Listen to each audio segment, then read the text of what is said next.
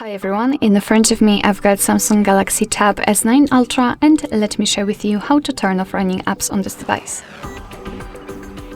So first of all, we have to enter the recents, and depending on what kind of navigation type you've got set, you can do it differently. If you've got the 3 buttons navigation, simply tap on the button with, I believe, a square icon or 3 bars icon.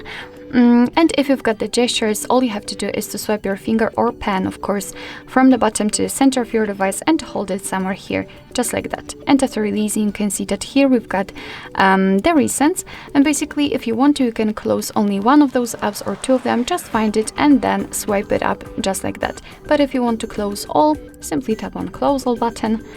And we just got back to the homepage, so let's enter the recents to check. And here we've got no recent items, which simply means that we just successfully closed all apps. Alright, so that'll be all. Thank you so much for watching. I hope that this video was helpful, and if it was, please hit the subscribe button and leave the thumbs up.